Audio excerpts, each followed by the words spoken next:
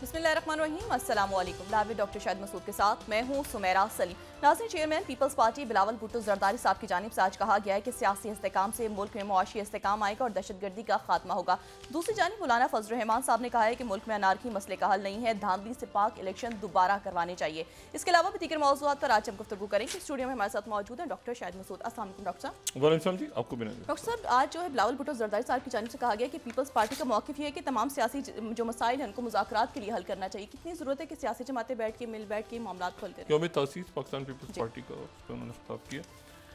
बात यह है कि एक मुल्क की सियासत तो बिल्कुल ऐसा लगता है कि एक तूफ़ान सा, उसके बाद एक खामोशी है, और ये जो खामोशी है पुरस्रार सी खामोशी है। आप अगर बात करें मुख्तलिफ लोगों से, चहमगुइयाँ, एक अब क्या होगा, कैसे होगा, क्या होगा, तो वो कहते हैं ना कि एक बेचैनी है, और उस बेचैनी में मुख्तलिफ ख़बरें हैं, मुख्तलिफ लोग डिस्कशंस कर रहे हैं, परेशानी का इज़हार कर रहे हैं, और जो हुकूमत है वो ज़ाहिर है कि उसको एक ये जो तहरीक इंसाफ का यहाँ से धरना गया है, उसके बाद मुख्तलिफ तकसीम सामने आई है, वो सारे उसको उनको वो उसको रिलीफ या एक ज़रा वक्ती तौर पे खुशी महसूस कर रहे हैं। लेकिन मेरा ये ख्याल है कि जो क्योंकि वहाँ इख्तलाफात बहुत हैं, तहरीक इंसाफ की तरफ से जो इख्तलाफात हैं मुख्तलिफ शख्सियात के, वो सामने आए हैं, और फिर उसके बाद ये है कि जो कितनी इंसानी जाने गई हैं उसके हवाले से फिगर्स में बहुत ज़्यादा जो है वो मुताबिकत नहीं है, बाकी सारी बातें। लेकिन उसके बावजूद जो है वो एक जो हुकूमत के लोगों से मेरी बात हुई, वो भी उनके पास भी ये इतला है, और ये बात जो है ये ख़बर जो है ये कुछ तहरीक इंसाफ के जो रहनुमा असल में आपस में डिसकनेक्ट हैं। इस वक्त बहुत से लोग आपस में बात नहीं कर पा रहे, फिर मतलब है कि वो उधर से भी कोई मुनज़्ज़म एक चीज़। लेकिन यह है कि एक और धरने की तैयारी, इस्लामाबाद की तरफ एक और लॉन्ग मार्च की तैयारी का एक दबाव है, और मैं उसको खारिज इम्कान करार नहीं दे रहा। और वो पहले 10 दिन दिसंबर के जो हैं उन्होंने फौरी तौर पे एक और इस्लामाबाद की तरफ रुख किया जाए दोबारा। अच्छा, इसके ऊपर जो है वो आरात अभी कोई फ़ैसला नहीं हुआ, लेकिन ये मैं आपको बता रहा हूँ कि एक दबाव है तहरीक इंसाफ के अंदर कि दोबारा इस्लामाबाद चला जाए। ये जो अली अमीन गंडापुर साहब की तकरीर है कल की, ये उससे रिलेटेड, उससे हट के, क्योंकि ये जो अगर होगा तो इसमें शायद अली अमीन गंडापुर साहब का बहुत कलीदी किरदार ना हो, क्योंकि अली अमीन गंडापुर साहब के हवाले से बात हो रही है कि जी वो, और उसमें शायद बुशरा बीबी का भी किरदार ना हो। बाकी जो शख्सियात हैं वो कह रही हैं कि आप बुशरा बीबी जो हैं वो भी इसमें ना हो फ्रंट पे, और इसमें अली अमीन गंडापुर भी ना हो, और अब हम चलते हैं।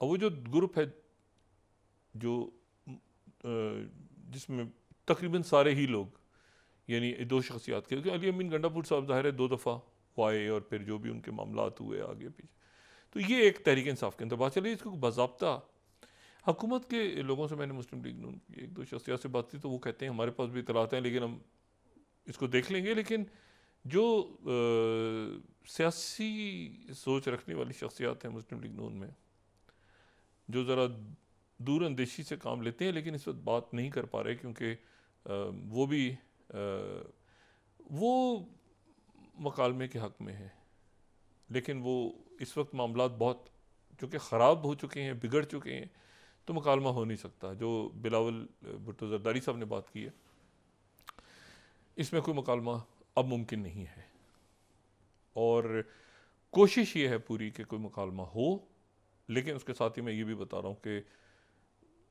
नहीं हो पाएगा, अब नहीं हो पाएगा, अब मुकालमा शायद ना हो पाए। लेकिन यह है कि शायद का लफ्ज़ मैंने इस्तेमाल किया है, कोशिशें बहरहाल जारी रहनी चाहिए, करनी चाहिए कि अफ़वाह व तफ़हीम से मामलात हल हों। धरने और एहतजाज मसाइल का हल नहीं है, और अब अगर ऐलान होता है तो फिर पता नहीं क्या सूरत हाल डेवलप होती है, तो वो उसको बहरहाल, और हो सकता है ना हो, लेकिन एक मैंने आपसे बात की ना कि एक सोच है वहाँ पे कि इसको ताकि लगे दोबारा जाया जाए, और ये उस तकरीर जो थी अली अमीन गडापुर साहब की, वो उस दबाव के नतीजे में थी, और शायद वो लीड ना करें, ये बात भी हो रही है, ठीक है, ताकि वो ये ना हो कि जी अब वो वापस चले गए और इस तरह से हुआ, और बुशरा बीबी के साथ क्या मामला, तो ये बिल्कुल एक अलग, और उसमें सारे ही लोग फिर, तो ये अब एक मैंने कहा ना कि ये अभी सोच पक रही है इसको, और ऐसा होना नहीं चाहिए। हम इंतशार, security crisis, internal social unrest, economy, जी कल एक बड़ी अनहोनी और अच्छी खबर आई है। अनहोनी खबर इसलिए कि इसकी तवक्को नहीं थी इस वक्त, ये जो पीआईए को रूट्स मिले, पीआईए के जो रूट्स खुले हैं सारे, पीआईए के भी और एयर ब्लू के भी, और ये यूरोप के लिए खुले हैं, अमेरिका के लिए खुले हैं, और उसके बाद एकदम से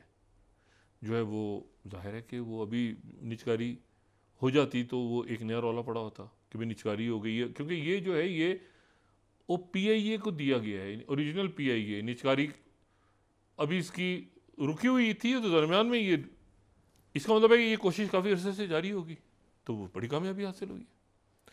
लेकिन सवाल ये है कि ये सोशल अनरेस्ट जो है ना मुल्क में, और पॉलिटिकल टर्मोइल, ये ख़त्म नहीं हो रहा और ना होने जा रहा है अभी, और इसमें जो है वो आने वाले दिनों के अंदर मेरा ख्याल है कि ये कोई और शक्ल लेगा, क्योंकि इसका जो इख्तिताम है वो तल्ख नोट पे हुआ है, बहुत तलखी पे इख्तिताम हुआ है इस धरने का, यानी इसका इख्तिताम होता है ना, मुज़ाकरात हो गए, बातचीत हो गई, ऐसे नहीं हुआ, इसका बहुत अरूज पे तलखियों पे जो है इसका इख्तिताम हुआ है। तो अगर मुज़ाकरात या कोई बातचीत होती, कुछ मामलात होते, कोई आगे पीछे जो है, तो ये वो चूँकि नहीं हुआ और खून गिरा है। अब हुकूमत की तरफ से भी बात की गई है कि जी वो इतने लोग नहीं, इतने वो तादाद कम थी, ज़्यादा नहीं थी, जो भी था, लेकिन बहरहाल तलखियाँ चूँकि बहुत बढ़ गई हैं। लेकिन मैं उम्मीद करता हूँ कि हमारे अकाबरीन इसको हालात को देखेंगे और इस वक्त इसको ठंडा करेंगे सूरत हाल। दुनिया और ख़त्ते के हालात बहुत बहुत बिगड़ गए हैं 24-48 घंटे पिछले मैं आपको बताऊं अगर, तो आप रोज़ मैं ये जो बात कह रहा हूँ ना कि ये फैल रही है, जंग फैल रही है, हालात बिगड़ रहे हैं। 4-5 वाक़यात आज आपको बताता हूँ, आपको अंदाज़ा 24 घंटों में हुआ क्या है। अनहोने वाक़यात हो रहे हैं, अनहोने वाक़यात। शुरू करें, ये मैं तो इसको एक सिनेरियो लेता हूँ, ज़ाती राय है कि एक ही बड़ी जंग है और बहुत सारे फ्रंट्स हैं, और वो फ्रंट्स अभी शक्ल ले रहे हैं, शक्ल इख्तियार कर रहे हैं, लेकिन एक ही वक्त में इतनी सारी जंगों का छिड़ना और इतनी सारी जाहिरियतों का होना, ये इत्तेफाक नहीं है। ये डिस्टेबलाइज हुई है पूरी दुनिया और रियासत अपने आप को संभाल रही है। अच्छा, अब इसमें जो है एक तो president Zelensky, Ukraine, president Zelensky ने स्काई न्यूज़ को एक इंटरव्यू दिया। मैंने उस इंटरव्यू को सुना, बगौर सुना 2 दफ़ा, एक तभी बड़ा लंबा इंटरव्यू उनका है। अच्छा, उस इंटरव्यू में उन्होंने बड़ी इंटरेस्टिंग बातें की हैं 2-3। वो ये कह रहे हैं कि जितना इलाका हमारे हाथ से निकल गया है यूक्रेन के पास से, हम तस्लीम करते हैं कि वो निकल गया, हम उसे वापस लेना नहीं चाहते। जो रशिया के पास चला गया है, लेकिन हम उसे अब लेना नहीं चाहते। लेकिन जो बाकी यूक्रेन है उसकी हिफाजत का जिम्मा नेटो ले ले। यानी नेटो जो है वो अगर, और हमें एक लेटर दे दे ऐसा कि हमें इनविटेशन दे दे, हमें कोई एक, यानी हमारा तहफ़्फ़ुज़ जो है वो अब कर ले नेटो।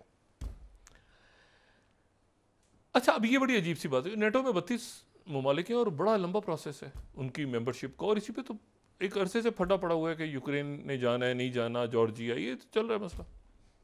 जब जॉर्जिया के अंदर हुआ तो रशिया ने रिएक्ट किया, ये नेटो के 2007-8 में जो कुछ हुआ। लेकिन उन्होंने मॉडल पेश किया है कि जी डिवाइडेड यूक्रेन जो है, यानी यूक्रेन अगर अपनी वो तमाम, अभी तक ये था यूक्रेन क्रीमिया को, इसको सबको वापस लेंगे, ये करेंगे वो करेंगे, ये था ना। यूक्रेन 2014 में चला गया तो उसने कहा जो चला गया वो चला गया, ये बड़ी अजीब फार्मूला है, जो चला गया वो चला गया है, और जो बाकी है इसको नेटो ममालिक गोद ले लें, रुकन ना बनाए, गोद इसकी हिफाजत का जिम्मा ले लें। अच्छा, इसको अगर देखा ना, मैंने उसको जब सुना है उस पूरी गुफ्तगू को, तो उसमें उन्होंने लफ्ज़ यूज़ नहीं किया, लेकिन बज़ाहिर ऐसा लगता है कि ये कोई पिछली सर जंग का वेस्ट जर्मनी वाला फार्मूला है। वेस्ट जर्मनी भी तो, सॉरी, जर्मनी भी तो वेस्ट और ईस्ट में टूट गया था ना, तो बज़ाहिर ऐसा लगता है कि ये वेस्ट जर्मनी वाला फार्मूला है। और वेस्ट जर्मनी वाले फार्मूले में भी यही था ना कि एक तरफ वार्सा पैक्ट था तो एक तरफ जो है वो नेटो था, कि यूक्रेन 2 हिस्सों में टूट। अच्छा, ये वही बात है जो कल असल में की थी रशियन सिक्योरिटी फोर्सेस की तरफ से। और ये देखें ना, ये जो है ये इस तरह से था ना कि ये बर्लिन जो है, ये पहले तो ये 4 हिस्सों में, अब देखें ना इसकी बंदर बांट कैसे हुई थी। एक ये नहीं, सिर्फ अगर आप एक शहर को देख लें, बर्लिन, जहाँ बर्लिन वॉर है, ये जो है ना, ये बीच में, ये बड़ी इंटरेस्टिंग मैप है, इसको गौर से अगर हम देखें, ये जो डॉटेड लाइन है ना दरमियान में, यानी ऑरेंज और येलो के दरमियान, ये तो हो गई ना बर्लिन वॉल, यानी ये तो हो गया जो दीवार है। लेकिन एक तरफ ये शुरू में क्या हुआ था, शुरू में कैसे ये तकसीम हुई कैसे थी, एक तरफ सोवियत यूनियन था, दूसरे 3 मुल्क थे, 4 मुल्कों ने तकसीम आपस में खाया था बैठ के, और बाद में वो वेस्ट जर्मनी बना था। लेकिन पहले एक हिस्सा जो है वो आपको फ्रेंच सेक्टर मिलेगा, बाद में तो ऐसे हो गया था ना वेस्ट जर्मनी और ईस्ट जर्मनी। लेकिन शुरू जब स्टार्ट हुआ था, जो ब्लॉकेड हो गया था, पूरी मैं हिस्ट्री बता चुका हूँ ये सारा जो, तो शुरू में तो ब्रिटेन, फ्रांस और अमेरिकन ने तीनों ने संभाल लिया था एक एक हिस्सा, दीवार बन गई थी बीच में और ये ब्लॉकेड हो गया, उस तरफ जाने से रोक दिया। लेकिन बाद में फिर ये हुआ था कि ये जो है ये डिवीजन और फिर दीवार, बर्लिन वॉल जो है, बर्लिन वॉल बाद में बनी थी, ये शुरू में डिवीजन हो गई थी, फिर बर्लिन वॉल बनी थी, तेजी के साथ बनी थी, बर्लिन वॉल काफ़ी सालों बाद बनी थी एनीवे, और उसका टूटना जो है फिर वो सर जंग का खात्मा था। लेकिन ये जो फार्मूला है ये बड़ा अजीब फार्मूला है। ये वो फार्मूला जो कल रशिया की तरफ से बात आई थी कि जी यूक्रेन में पीस कीपर्स 10,000 पीस कीपर्स की सूरत में आना चाह रहे हैं, और यूक्रेन को 4 हिस्सों में तकसीम कर दिया जाएगा, और वो हिस्से जो हैं एक रोमानिया के पास चला जाएगा, एक जो है वो पोलैंड के पास चला जाएगा, एक बरतानिया के पास चला जाएगा, कीव का इलाका, तो और 4 हिस्सों में तकसीम हो जाए, एक जर्मन के पास चला जाएगा।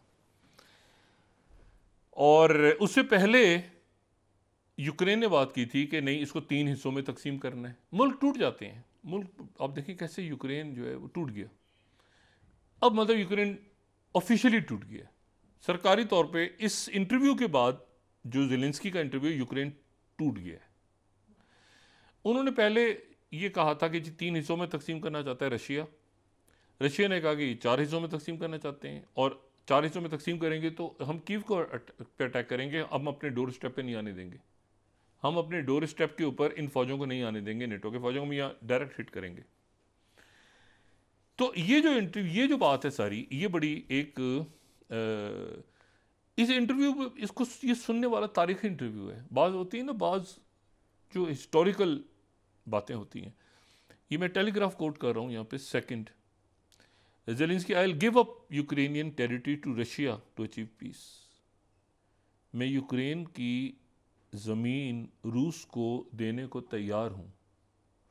फर्स्ट टाइम का है कि मैं अपनी ज़मीन देने को तैयार हूँ for protection of a NATO umbrella. अच्छा, ये नहीं कहा कि नेटो मेंबर ना, नेटो का अम्ब्रेला, वो एक हमें हिफाजत हो उन मुल्कों की, वो मुल्क आ जाएं, हिफाजत संभाल लें, तो हम बाकी हिस्सा रूस को देने को तैयार हैं।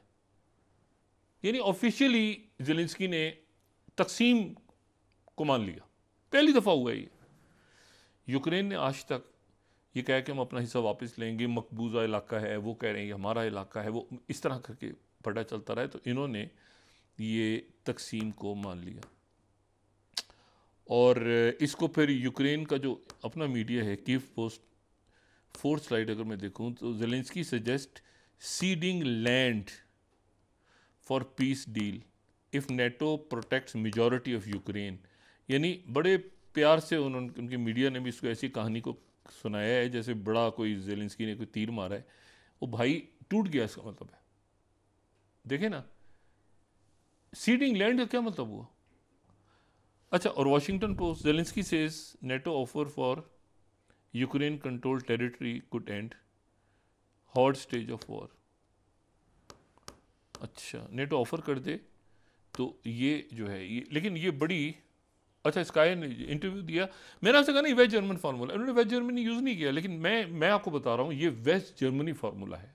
इसको आगे जाके जब भी हम सोचें तो हम कहते हैं वेस्ट जर्मनी के डिवाइडेड मुल्क में क्या नेटो आ सकती है, डिवाइडेड मुल्क के अंदर नेटो मुल्क आ जाएं, फिर वो रुकन अगर नहीं होते नेटो के तो क्या आर्टिकल 5 अप्लाई होता है? तो उस पर वो यूरोप के मुल्क पहले कह चुके हैं कि सेबोटाज को भी हम आर्टिकल 5 में लेते हैं। स्काई न्यूज़ ने इसको कहा है कि ज़ेलेंस्की सजेस्ट हॉट फेज, जब जितने भी पढ़े ना आप, तो असल बात यह है कि ज़ेलेंस्की ने कह दी है कि नेटो के मुल्क हमें मेंबरशिप ना भी दें, यहाँ पर आ जाएं, और जो ज़मीन चली गई वो चली गई, ठीक है। Hot phase of Ukraine war could end in return for NATO membership if offered even if the seized land isn't return immediately. चलें जी, फारिग हो गए। अच्छा, अब ये जो है इसके ऊपर अब सवाल ये है कि ये जो मुज़ाकरात होंगे और कितना लैंड निकला है कितना नहीं निकला, उससे पहले तो अगर रशिया ने आके पूरे यूक्रेन पे बैठ गया, रशिया ये कि रशिया ने कीव के ऊपर भी कब्जा कर लिया, या रशिया तो तेज़ी से आ रहा है ना, अभी तो ये एक बात चला दी उसने आगे कि हमें पीस डील मंजूर है। अब रशिया की पिछले इस इंटरव्यू के बाद से मैं फॉलो कर रहा था रशिया का जो आरटी और स्पुतनिक, ओ हो उन्होंने तो बरसात कर दी है इस वक्त मिसाइलों की, और तेज़ी के साथ उनकी मूव शुरू हो गई, क्योंकि वो ये कह रहे हैं कि भाई एक मिनट, अगर ये बंदा मान गया ना कि जितनी ज़मीन निकल गई हाथ से, तो जब तक ये आगे बात करेगा तो उतनी देर तक कुछ ज़मीन, हो सकता है कोई छोटा सा किनारा यूक्रेन के इनके पास रह जाए जो ये रोमानिया या किसी और मुल्क को दे दें, तो बड़ी बड़ी तेज़ मूवमेंट शुरू हुई है, जंग बड़ी तेज़ हो गई है। और ये बड़ी अजीब सी बात है कि ज़ेलेंस्की कह रहे हैं कि जी जितना इलाका हमारे हाथ से निकल गया वो निकल गया, मेंबरशिप नहीं भी देते तो हमें कम से कम हमारी अपनी फ़ौजें हमारे यहाँ बैठ जाएं। और रशिया कह रहा है कि, तो ये एक बड़ी एक टर्निंग है, डेवलपिंग स्टोरी है, बड़ी ख़तरनाक स्टेज पे चली गई है। दोबारा बात की है रशिया ने आज, और मैं रशिया की तरफ से जो भी स्टेटमेंट आती है, मैं प्यूटिन की स्टेटमेंट को बहुत सीरियस लेता हूँ, प्यूटिन की स्टेटमेंट को भी सीरियस लेता हूँ, कुछ मुल्कों की स्टेटमेंट बड़ी सीरियस, देखिए ना जैसे बाइडेन ने बात कर दी, बाइडेन कोई सीरियस नहीं ले रहा बाइडेन की बात को, ट्रंप अब आते हैं तो देखते हैं कि उनकी बात, लेकिन जो प्यूटिन की बात होती है ना, एक जुमला, वो सीरियस होता है। अगर शी जिनपिंग चाइना बात करता है तो बहुत सीरियस बात होती है, अगर MBS की तरफ से कोई बात होती है सऊदी अरेबिया में तो बड़ी सीरियस, हमारे वाला हाल नहीं है उनका। अगर उनका कोई मिनिस्टर, उनका कोई UAE, कतर, कोई एक जुमला आता है उनकी तरफ से किसी अहम ओहदे पे बैठी शख्सियत का, तो वो एक बहुत उसके जो अल्फाज हैं ना, एक एक लफ्ज़ जो है उस पर बड़ा गौर होता है। अच्छा, और वहाँ जो है वो ये बड़ी बड़ी इंपॉर्टेंट बात होती है कि वो किस तरह से बात, अपनी जुमलों को किस तरह से क्राफ्ट करके आगे बात करते हैं। अब दोबारा आज जो है वो उनकी तरफ से बात हुई है कि जी न्यूक्लियर पूरी कोशिश होगी हमारी, रशिया ने कहा है कि हमारी पूरी कोशिश होगी कि हम न्यूक्लियर को इस्तेमाल ना करें, ठीक है। उनके जो डिप्टी फॉरेन मिनिस्टर हैं उन्होंने कहा है कि हम पूरी कोशिश होगी कि हम न्यूक्लियर वेपन्स को यूज़ ना करें, लेकिन अगर हालात ऐसे पैदा हो गए, ये जो प्रेसिडेंट पुतिन ने न्यूक्लियर वेपन्स की डॉक्ट्रिन को चेंज किया है, तो हम मजबूर होंगे कि हम न्यूक्लियर वेपन यूज़ कर देंगे, हम न्यूक्लियर हथियार इस्तेमाल कर देंगे। हमने इंटरकॉन्टिनेंटल बैलिस्टिक मिसाइल टेस्ट किया है, उन्होंने जो इंटरमीडिएट रेंज मिसाइल टेस्ट किया है। नॉर्थ कोरिया, उनके डिफेंस मिनिस्टर नॉर्थ कोरिया का दौरा कर रहे हैं, और नॉर्थ कोरिया में उनकी मुलाकात जो है वो किम जोंग उन से हुई है, और उनके प्रेसिडेंट से मुलाकात हुई है, और वो जो है उन्होंने कहा है कि ये जो नॉर्थ कोरिया है वो मज़ीद आगे हथियार भी फराहम करेगा, और प्रेसिडेंट किम्स ने जो कहा है कि रशिया मुकम्मल तौर पे, रशिया ने कहा है कि वहाँ पर अगर चाइना के साथ कोई मसला हुआ तो रशिया पहुँचेगा। रशिया की ड्रिल्स हो रही हैं चाइना के साथ, और ये जो मामला है ये बहुत और साथ ही रशिया और चाइना दोनों मुल्कों के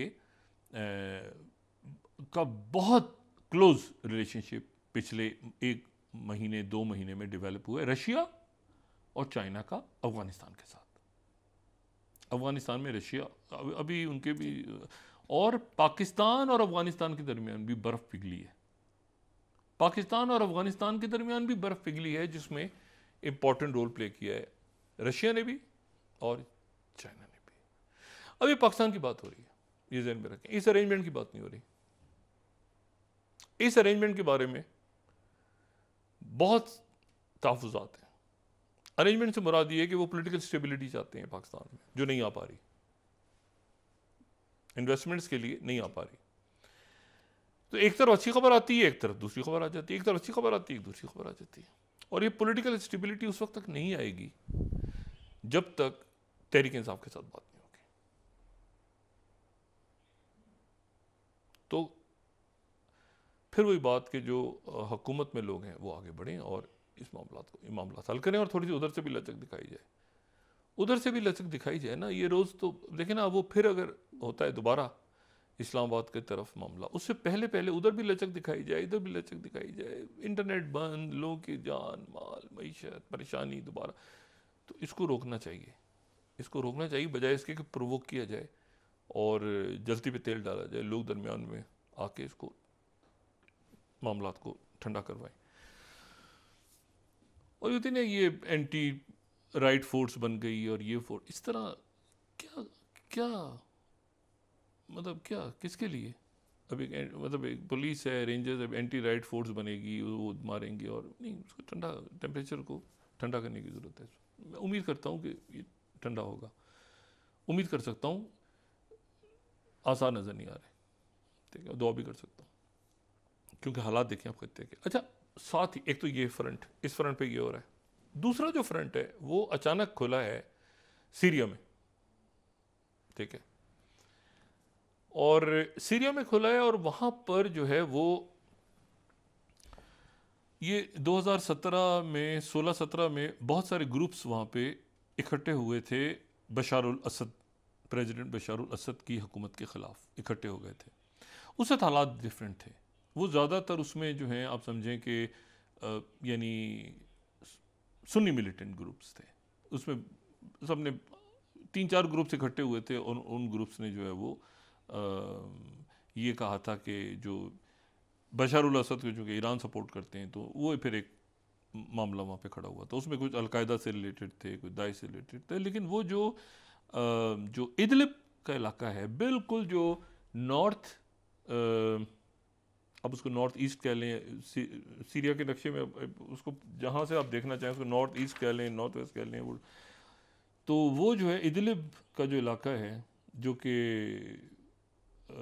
और जिसमें फिर हलब शहर भी है बड़ा, तो तुर्की के साथ बॉर्डर भी हैं, और वहाँ से वो तेज़ी के साथ आके उन्होंने जो है यहाँ पे इदलिब के अंदर वो दाखिल हुए हैं। इदलिब के अंदर दाखिल होने के बाद उन्होंने तेज़ी के साथ कब्ज़ा किया है, और तेज़ी के साथ उन्होंने जो कब्ज़ा किया है, तो ये बात आप ज़हन में रखें कि ये जो कब्ज़ा है तेज़ी के साथ, ये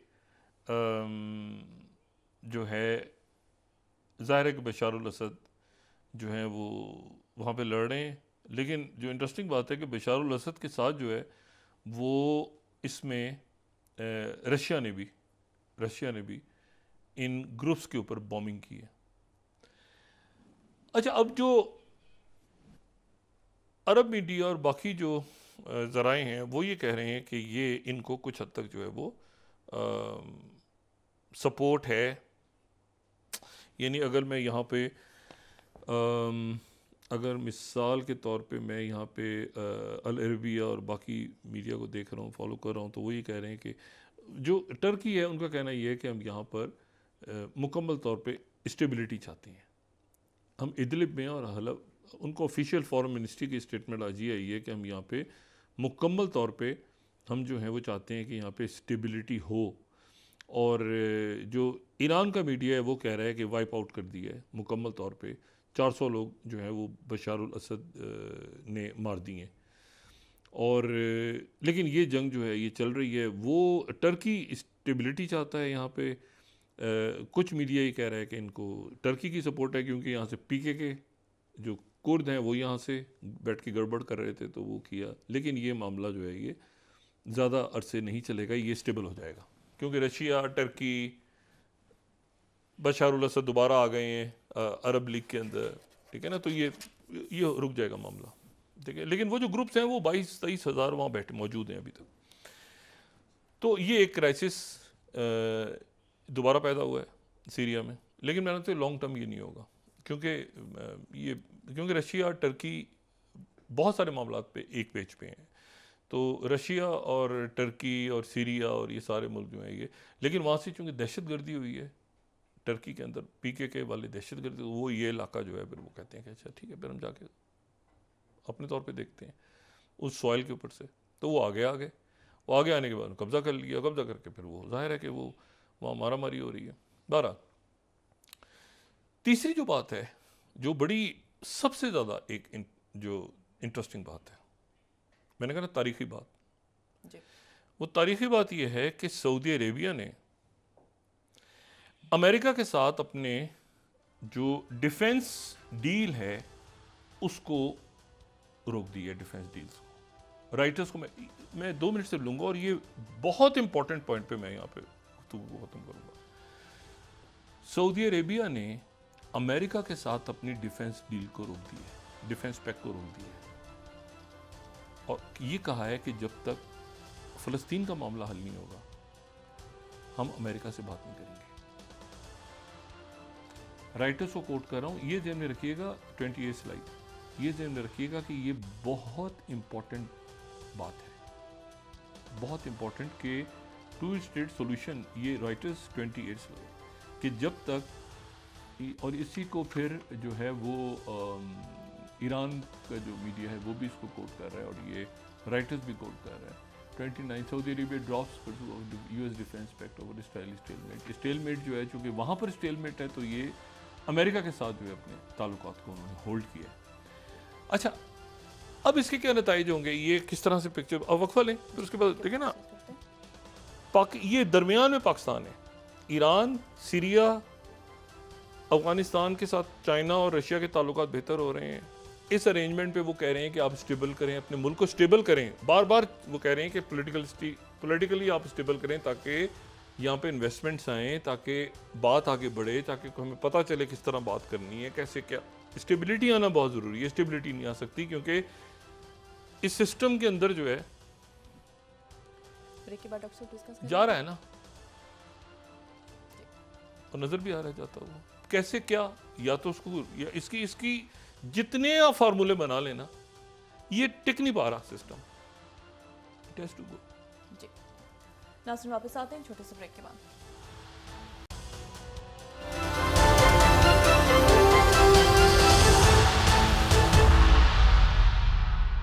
वेलकम बैक नाज़रीन। डॉक्टर साहब आप ये कहते हैं कि फिलहाल सियासी इस्तेहकाम नहीं है? नहीं, सियासी इस्तेहकाम तो बिल्कुल भी नहीं है, और सियासी इस्तेहकाम नहीं है तो माशी इस्तेहकाम नहीं, माशी इस्तेहकाम नहीं है तो आपकी खारजा पॉलिसी मुतासर है, खारजा पॉलिसी मुतासर है तो सोशल, मतलब सारे इंटरलिंक्ड हैं आपस में। अच्छा, अब इसमें जो तो अभी एक वक्ती सा एक खामोशी छाई हुई है, और ये आगे जाके अब इसमें मुल्क का सबको सोचना चाहिए। लेकिन नहीं, ये मैंने कहा ना कि सिस्टम वो असल में कुछ, ये बस जो हालात हैं वो सामने ही हैं, ठीक है ना, मैं उस पर क्या तबसरा करूँ, बहुत दफ़ा मैं बात कर चुका हूँ उस पर। ये सिस्टम नहीं, ये अरेंजमेंट नहीं चल रहा। पार्टीज अगर अलग हो ना, ये इत्तेहादी भी हों, तो ये कैसे बना, क्या हुआ, कैसे बना, मियाँ साहब भी खुश नहीं है, मतलब एक अजीब सा एक है इशू। बहरहाल देखते हैं कि किस तरह मामला जाता है। अच्छा, इसमें जो दूसरी बात है ना, सऊदी अरेबिया की तरफ से ये स्टांस बहुत इंपॉर्टेंट है। ये ध्यान में रखें कि सऊदी अरेबिया उन मुल्कों में से जो चाइना के साथ comprehensive strategic partnership Saudi Arabia कर चुका है। ये बहुत सा कहते हैं पुलों के नीचे से पानी चला गया, गुजर गया। हम बतौर रियासत कहीं प्रोएक्टिव रोल प्ले कर भी रहे हैं, लेकिन अब हम काफ़ी जब मैंने कहा था ना कि खारजा पॉलिसी हमारी, तो उस दिन से बस मैं अभी तक हूँ कि हम उलझ गए हैं अब ज़्यादा, ठीक है ना। तो कहीं पर हमारे मामला ठीक हैं, कहीं हैं कि तवज्जो हमारी सारी जो है ना इस वक्त ये है कि अंदर मुल्क के अंदर क्या हो रही है। तो करप्शन ये वो सारे अपनी जगह बेतहाशा, वो सब अनाव के मसले में फंस गए सारे। और करप्शन जब तक आप ख़त्म नहीं करेंगे, एलिट कैप्चर ख़त्म नहीं करेंगे, आप जितना मर्जी आप दौलत कारून के ख़जाने बाहर से लें, अकाउंटेबिलिटी गैर सियासी पॉलिटिकल विच हंटिंग नहीं, जो इस वक्त नहीं, या जो नवाज शरीफ साहब के अगेंस्ट नहीं, उनकी हुकूमत गई। आपको पता है क्या अचानक एक दिन क्या हुआ था? बेगम कुलसूम नवाज साहब उस वक्त हयात थी, अचानक जब ये शुरू हुआ उन पर गद्दारी का पर्चा निकलाया था बेगम कुलसूम नवाज साहब पे। पता नहीं सिंध में किसी जगह पर कोई पर्चा, पता नहीं कि 1900 पता नहीं किस सन में कटा था, उन पर गद्दारी का पर्चा निकलाया था अचानक। ये कैसे हुआ? तो ये जो है ना, ये कहीं तो रोकना है ना इन चीज़ों को। अब इशू ये सारा कि तो ये बारह रुक नहीं रही चीज़ें और ये ख़राबी की तरफ जा रही हैं। मुल्क के अंदर के हालात भी इस वक्त, मुझे लोगों से बात करके आज बहुत शदीद तलखी, जो शायद इस धरने से पहले थी उससे 50 गुना ज़्यादा आगे तलखी है। खान साहब से आज भी मुलाकात वकला नहीं कर सके, वो क्या है मामला, कैसे होगा, तो तलखियाँ हैं। किसी ना किसी को आगे बढ़ के इसको ठीक करना है। इस अरेंजमेंट से ज़्यादा मुल्क इम्पॉर्टेंट है, मुल्क का नुकसान हो रहा है। अच्छा, अब देखिए सऊदी अरेबिया जो है वो कॉम्प्रिहेंसिव। सऊदी जब ट्रम्प दौर था ना, तो प्रेसिडेंट ट्रम्प एक तासुर तो ये कि उनके ताल्लुकात बड़े अच्छे हो गए थे MBS के साथ। लेकिन ये जो नेक्स्ट जनरेशन आई है ना सऊदी, ये अरब ममालिक की, जो पहले बहुत ज़्यादा किताबों पे किताबें छपती थी मगरब में, कि जो अगली जनरेशन आएगी तो वो जनरेशन नहीं संभाल पाएगी इन मुल्कों को। यानी मुत्तहिदा अरब अमारात या कतर या सऊदी, ये किताबें थी, पूरे थीसिस, ये 2000 से सन 2000 से स्टार्ट हुआ था वॉर ऑन टेरर के बाद से, तो किताबें नहीं संभाल पाएंगे, पता नहीं क्या होगा ये होगा। ये जो शख्सियात हैं, आप मुत्तहिदा अरब अमारात को देखें, यानी जो उनके सदर हैं मोहम्मद बिन ज़ायद, वो जहाँ पर उनके बड़े लेके गए थे मुल्क को तरक्की में माशी तौर पे, और फाइनेंशियल और स्टेबिलिटी और रूल ऑफ लॉ और डिप्लोमेसी और हर तरह से टेक्नोलॉजी और इन्वेस्टमेंट्स, और वो मतलब जिस शोबे में जाएं आप कहेंगे यार एक मिनट ठहर जाओ, एयरलाइंस क्या, सड़कें क्या, वो कहाँ से कहाँ UAE को ले गए। ये नेक्स्ट जनरेशन। और अब आप मुत्तहिदा अरब अमारात में जाएं, आप पहले जाते थे गोरे नजर आते थे आपको, बहुत जगह बैठे हुए गोरे काम कर रहे हैं, बाकी अब उनके लोकल जो हैं वो आगे, जो नेक्स्ट जनरेशन आई है बड़ी पढ़ी लिखी जनाब आगे। उसके बाद आप सऊदी अरेबिया, मोहम्मद बिन सलमान जो हैं वो भी जनाब बहुत, यानी आप समझें कि वो अपना एक विजन लेके आगे चल रहे हैं।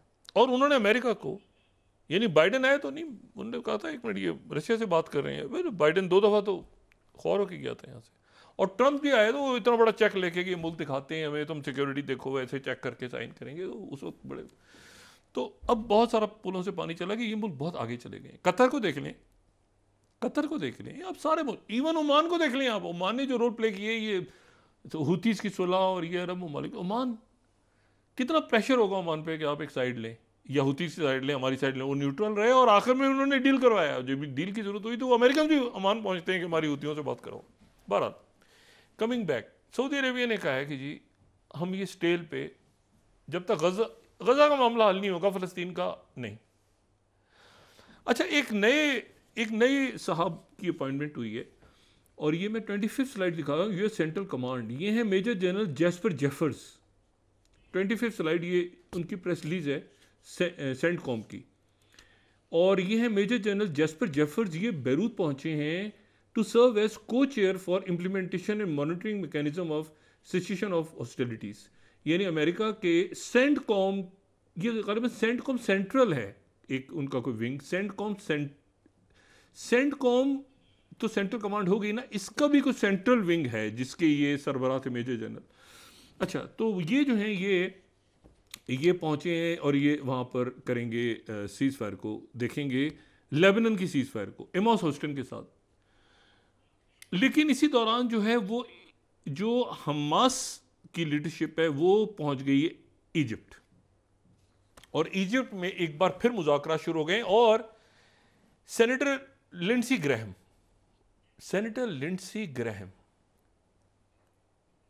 एक बड़े इंपॉर्टेंट रिपब्लिकन सेनेटर हैं, बहुत क्लोज हैं ट्रंप के, और यानी डीप स्टेट, ये गहरी जो है पुराने, उन्होंने एक मैसेज कन्वे किया है नेतन्याहू को चंद रोज पहले कि ट्रंप के आने से पहले 20 जनवरी को ट्रंप ने आना है। इस बात को यकीनी बना लेना, ये बाइडेन नहीं है, आपके साथ हैं, सब कुछ है, सारा प्रो इसराइल टीम आ रही है, फलां आ रही है दिमाग। एक बात यकीनी बना लेना, ट्रंप के आने से पहले गजा में सीज फायर हो जाए, गजा में जाहिरियत ना हो रही हो। जब ट्रंप आए तो ऐसा नहीं कि ट्रंप आ रहा है और इसराइल की फेवर में आगे पीछे, जंग बंदी उससे पहले हो जानी चाहिए, फुल स्टॉप। ये लिंडसे ग्रैहम एक मैसेज देके गए हैं नेतन्याहू को। अब नेतन्याहू इधर उधर आगे पीछे जश्न वशन, ये वो खुशी, गोलगप्पे, उधर प्रो इसराइल टीम आ रही, फलाना।